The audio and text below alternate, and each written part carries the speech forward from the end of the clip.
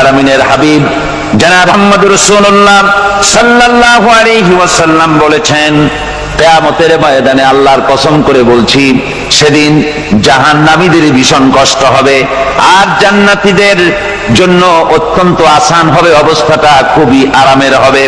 নবীজি বলেন, এক ফরজ নামাজ, এক ওয়াক্ত ফরজ নামাজ আদায় করতে যে সময়টুকুন লাগে, কিয়ামতের মাঠের এই সময়, এত বড় বিরাট লম্বা সময় জান্নাতীদের জন্য এরকম হালকা হয়ে যাবে। সুবহানাল্লাহ। হযরত আবু সাঈদ খুদরী রাদিয়াল্লাহু তাআলা হাদিসে বর্ণনা করেছেন, এক ওয়াক্ত নামাজ, একটা ফরজ নামাজ পড়তে যতটুকুন সময় লাগে, এতটুকুন সময়ের ভেতরে জান্নাতীদের কারবার শেষ হয়ে যাবে। সুবহানাল্লাহ বিহামদি। আর ওদের কারবার তো শেষই হবে না। وَيَوْمَ تَشَقَّقُ السَّمَاءُ بِالْغَمَامِ وَنُزِّلَ الْمَلَائِكَةُ تَنزِيلًا। ওরা ফেরেশতা দেখতে চায়, সেদিন আসমান সমূহ বিদীর্ণ হয়ে মেঘ পুঞ্জ বেরিয়ে আসবে, আত্মপ্রকাশ করবে, তার ভেতর থেকে ফেরেশতারা ক্রমাগত নাজিল হতে থাকবে। আর অবস্থাটাই হবে, আল মুলকু ইয়াউমাইযিনিল হাক্কু লির-রাহমান ওয়া কানা ইয়াওমান আলাল কাফিরিনা আসীরা। আর সেদিনে বাদশাহী হবে কেবলমাত্র রহমানেরই। ওয়া কানা ইয়াওমান আলাল কাফিরিনা আসীরা। আর সেই কিয়ামতের দিন, সেই সময়টা হবে কাফেরদের জন্য বড়ই কঠিন। এখানে কিয়ামতের কিছু কথা বলা হচ্ছে, কিছু আভাস দেওয়া হচ্ছে যে আসমান সমূহ বিদীর্ণ হয়ে মেঘ পিণ্ড বেরিয়ে আসবে এবং তার থেকে ক্রমাগত ফেরেশতারা নাজিল হতে থাকবে। আল্লাহর হাবিব বলেছেন, কেউ যদি কিয়ামতের দৃশ্য দেখতে চায়, সেজন্য সূরা ইজা শামসু কুবিরাত ওয়া ইজা সামাউ ফাতারাত, ইজা সামাউ শাক্কাত, এই সূরাগুলি যেন পড়ে, তাহলে কিয়ামতের দৃশ্য তার চোখের সামনে প্রতিভাত হবে। কিয়ামতের দৃশ্যটা আসলে কেমন হবে, সেই সূরাগুলি তেলাওয়াত করলে সে বুঝতে পারবে। যেমন আল্লাহ পাক বলছেন, إذا السماء انفطرت وإذا الكواكب انتثرت وإذا البحار فجرت وإذا القبور بعثرت। যখন আকাশসমূহ চূর্ণ বিচূর্ণ হয়ে যাবে আর তারকাসমূহ বিক্ষিপ্ত হয়ে পড়বে, সমুদ্র মহাসমুদ্রগুলি দীর্ণ বিদীর্ণ হয়ে যাবে, কবরগুলি সব উদ্গীরণ করে দেবে, তার মধ্যে যা আছে সে সবগুলি। আবার আল্লাহ পাক বলেন, ইযা শামসু কুবিরাত ওয়া ইযান নুজুমুন কাদারাত ওয়া ইযাল জিবালু সুয়্যিরাত। সূর্য যখন ঢেকে যাবে, তারকাগুলি যখন বিপর্যস্ত হয়ে যাবে আর পাহাড়গুলি যখন চালিয়ে দেওয়া হবে, এই দৃশ্য তোমরা দেখতে পাবে। فإذا النجوم طمست وإذا السماء فرجت وإذا الجبال نسفت। সেদিন অবস্থা এমন হবে, সমস্ত তারকাগুলি স্তিমিত হয়ে যাবে আর আকাশসমূহ দীর্ণ বিদীর্ণ হয়ে যাবে। আর দেখতে পাবে পাহাড়গুলি, সমস্ত পাহাড়গুলিকে উড়িয়ে দেওয়া হবে। আবার অবস্থা আরো কি হবে, فإذا برق البصر وخسف القمر وجمع الشمس والقمر। যখন চক্ষু বিস্ফারিত হয়ে যাবে মানুষের, চাঁদ আর সূর্য নিষ্প্রভ হয়ে যাবে, সব একাকার হয়ে যাবে, চন্দ্র এবং সূর্য তার অস্তিত্বকে হারিয়ে ফেলবে। শুধু তাই নয়, ওয়াহুমিলাতিল আরদু ওয়াল জিবালু ফাদুক্কাতা দাক্কাতাও ওয়াহিদা। জমিন ও পাহাড়গুলির মধ্যে সংঘর্ষ লাগিয়ে দেওয়া হবে আর তা এক ধাক্কায় জমিন এবং সমস্ত পাহাড়গুলি চূর্ণ বিচূর্ণ হয়ে যাবে। সুবহানাল্লাহি ওয়া বিহামদিহি। আল্লাহ রাব্বুল আলামিন বলছেন, এইভাবে করে কিয়ামতের দৃশ্য, বিভীষিকাময় দৃশ্য তোমরা দেখতে পাবে। আর সেদিনের রাজত্বটা কার হবে? আল মুলকু ইয়াউমাইযিনিল হাক্কু লির-রাহমান। সেদিনের রাজত্ব হবে কেবলমাত্র রহমানের। অর্থাৎ যেসব কৃত্রিম বাদশাহী দেখে তোমাদের চোখে ধাঁধা লেগে গিয়েছে, তোমাদেরকে দুনিয়ার বাদশাহী দেখে তোমরা ধোঁকায় পড়ে গিয়েছো, এসব বাদশাহী কিছুই টিকবে না সেদিন। সেদিন শুধু বাদশাহী থাকবে একমাত্র আল্লাহ পাকের। কার থাকবে বাদশাহী? জোরে বলেন কার? আল্লাহ রাব্বুল আলামিন যখন কিছুই থাকবে না ঘোষণা করবেন লিমানিল মুলকুল ইয়াউম লিল্লাহিল ওয়াহিদুল কাহ্হার। আজকে কার রাজত্ব? চারিদিক থেকে আওয়াজ আসতে থাকবে, পরাক্রমশালী আল্লাহ রাব্বুল আলামিনের রাজত্ব আর কারো নয়। হাদিস শরীফে এসেছে, বুখারী মুসলিম শরীফের হাদিসে এসেছে, আল্লাহর নবী বলেন আল্লাহ রাব্বুল আলামিন তখন তার এক হাতে আকাশ মণ্ডলীকে ধারণ করবেন, আর এক হাতে জমিনকে ধারণ করবেন। আকাশ মণ্ডলী এক হাতে, জমিন এক হাতে। এভাবে আল্লাহ রাব্বুল আলামিন বলবেন আইনাল জাব্বারুন আইনাল মুতাকাব্বিরুন। কোথায় সেই স্বৈরাচারীরা? কোথায় সেই দুর্বিনীত অহংকারী স্বৈরাচার যারা আমার জমিনের উপরে, আমার মানুষের উপরে রাজত্ব চালিয়েছে? তারা আজকে কোথায়? কোথায় সেই অহংকারীরা? আল্লাহ পাক সেদিন যে বলবেন, সেদিন তো বলবেন, কিন্তু দুনিয়ার মাঝেও স্বৈরাচার যারা, অহংকারী যারা, তাদের শাস্তি পৃথিবীর বুকেও দেন, আর সেদিন তো দিবেনই। কত স্বৈরাচার আমরা দেখলাম, কত অহংকারী দেখলাম, যাদের তর্জনী হেননে লক্ষ কোটি কোটি মানুষ উঠতো আর বসতো। তাদের জিল্লাতির সঙ্গে আল্লাহ রাব্বুল আলামিন কতজনকে বিদায় করে দিলেন। ফুলের মালা নিয়ে কুলাতে পারে নাই, পা থেকে শুরু করে গলা পর্যন্ত ফুলের মালা দিয়া ডুবাই দিল ভক্তরা। আবার আল্লাহ রাব্বুল আলামিন এমন শাস্তি দিলেন, ফুলের মালার পরিবর্তে জুতার মালা নিয়ে জেলের মধ্যে ঢুকাইয়া দিলেন। ঠিক কিনা গান? অহংকারী আর স্বৈরাচার যারা হয়, আল্লাহ পাক এভাবে তাদের দৃষ্টান্ত দেখিয়ে দেন। আমরা কত দেখলাম, 9 বছরের রাজা 10 বছরের সাজা। পৃথিবীর মুখে যারা অহংকার করে, যারা স্বৈরাচার হয়, আল্লাহর আইনকে যারা বৃদ্ধঙ্গুষ্টি প্রদর্শন করে, আল্লাহ পাক তাদের জমিনেও দেখান। এখানে চূড়ান্ত ফয়সালা আল্লাহ করেন না, আসল ফয়সালার জায়গা তো আছেই, তবে এখানে নমুনা দেখায় দেন।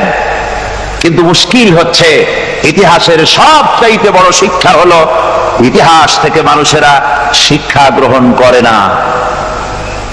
একজনে যে কাম করে বিপদে পড়ে, আর একজন এসে আবার সেই পথেই অগ্রসর হয়, নিশ্চিত মৃত্যুর পথে।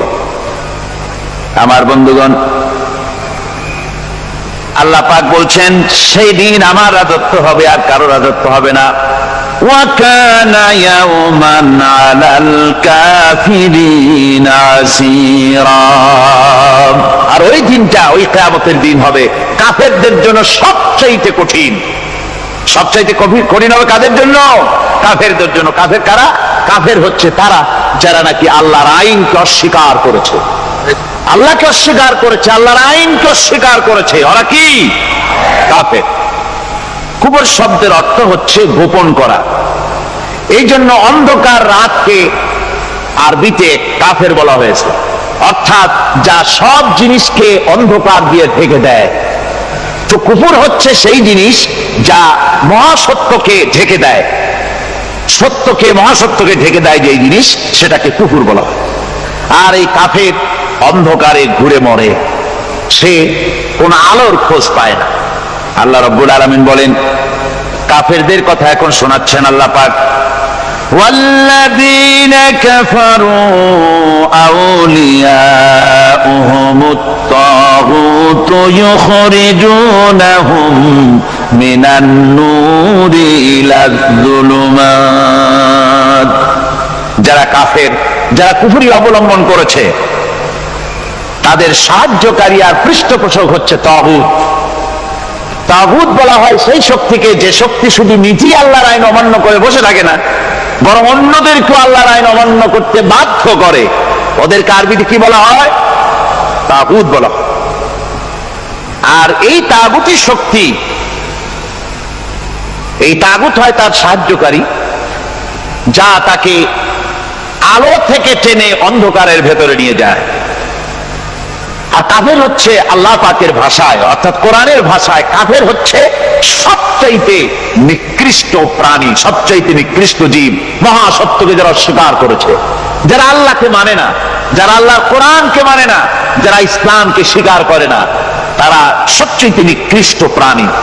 আল্লাহ রাব্বুল আলামিন বলেন, ইন্না শাররাদ দাওয়াবি ইনদাল্লাহিল্লাযীনা কাফারু ফাহুম লা ইউমিনুন। নিশ্চয়ই আল্লাহর জমিনে সব বিচরণশীল জীব যত আছে, আল্লাহ বলছেন আমার জমিনে বিচরণশীল জীব যত আছে তার মধ্যে সবচাইতে নিকৃষ্ট প্রাণী হলো যারা ঈমান আনে নাই, যারা বিশ্বাস করে না আমি আল্লাহকে, যারা পরকালকে বিশ্বাস করে নাই, যারা কোরআনকে বিশ্বাস করে নাই, যারা ইসলামকে বিশ্বাস করে নাই, পৃথিবীর মধ্যে তারা সবচাইতে নিকৃষ্টতম প্রাণী। আল্লাহ বলেন শুধু নিকৃষ্ট জনক নিকৃষ্ট প্রাণী বললেই সারে না, এরা হলো চতুষ্পদ জানোয়ারের মতো। কে বলতেছেন? আমি বলছি না, কিন্তু আল্লাহ পাক বলতেছেন চতুষ্পদ জানোয়ারের মতো কাফেরেরা। وَمَثَلُ الَّذِينَ كَفَرُوا كَمَثَلِ الَّذِي يَنْعِقُ بِمَا لَا يَسْمَعُ إِلَّا دُعَاءً وَنِدَاءً। এই কাফেরদের দৃষ্টান্ত হচ্ছে সেই রাখালের মতো, যে রাখাল তার পশুদেরকে ডাকে আর ওই পশুরা একটা ডাক শোনে মাত্র, কিন্তু কি যে বলে তা তো পশুতে বোঝেন। ভালো বুঝতে পেরেছে?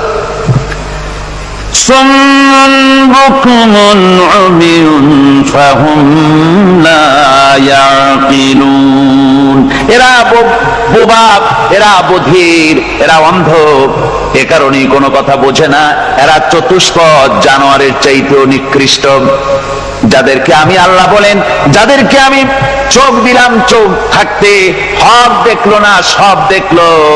হক দেখে নাই চোখ দিয়া, এই চোখ দিয়া সব দেখলো। নারীর সৌন্দর্য উপভোগ করলো আর নারীর অঙ্গ প্রত্যঙ্গ নিয়ে নানা ধরনের গল্প লিখলো, কবিতা লিখলো, কিন্তু এই সৌন্দর্য যিনি দিলেন তারেও চিনল না। আছে না কত কবি আমাদের দেশে? আমার দেশের সেই কবি জাতীয় পুরস্কার পায় যে কবি নারীর বিশেষ বিশেষ অঙ্গ নিয়ে বেশি করে নির্লজ্জ কবিতা লিখতে পারে, ওই হলো সবচেয়ে বড় কবি। আমার বন্ধুগণ, একজন বুজুর্গ ব্যক্তি তিনি পথ দিয়ে যাচ্ছিলেন, তো সে পথে এক সুন্দরী যুবতী মেয়েকে দেখে সেই যুবতী মেয়ের দিকে এই বুজুর্গ ব্যক্তি এক নজরে তাকায় আছে। তখন এই ঘটনাটাকে কবি এভাবে লিখতেছেন সাজায়, একদা সুখদায়ক প্রমোদা বদন দর্শন করিবম ঝরিল নয়ন, হেসে কহে সে রূপসী সবিস্ময় মন, কহ দেখি মহাশয় কহ কি কারণ, বিষয় বিরাগী তুমি ভুবনে প্রচার, কি হেতু জন্মিল তব মানস বিকার, সামান্য ললনা রূপ করি দর্শন, উচিত না হয় কব অশ্রু বরিশন। বুজুর্গ ব্যক্তি ওই মহিলার দিকে তাকিয়ে তাকিয়ে কাঁদতেছেন। সুন্দরী মহিলা বলেন, আল্লাহর বুজুর্গ বান্দা, আপনি এলাকার ভিতরে বুজুর্গ এবং পীর হিসাবে, বুজুর্গ ব্যক্তি হিসাবে আপনি বিখ্যাত। আজকে আমাকে এখানে দেখে আপনি আমার দিকে তাকায় আমার রূপ উপভোগ করতেছেন আর কাঁদতেছেন। আপনার মতো সংসার বিরাগী মানুষ আমার মতো একটা সুন্দরী মেয়েকে দেখে এভাবে কাঁদা ঠিক না। বুজুর্গ ব্যক্তি বলছেন, হেসে কহিলাম বলে করহ শ্রবণ, নেত্র ঝরে তবু হেতু ভেব না এমন, যে শিল্পী রচিল ওই সুধাংশু বদন, তাহার তরে ঝরে নেত্র নয়নে জীবন। আল্লাহর বান্দি, আমি তোমাকে দেখি কান্দি না, আমার চোখে পানি বেরিয়ে গেছে। তোমারে দেখে আমি মনে মনে ভাবলাম, এত সুন্দর করে যিনি মানুষ বানিয়েছেন, না জানি ওই আল্লাহ রব্বুল আলামিন কত বড় সুন্দর।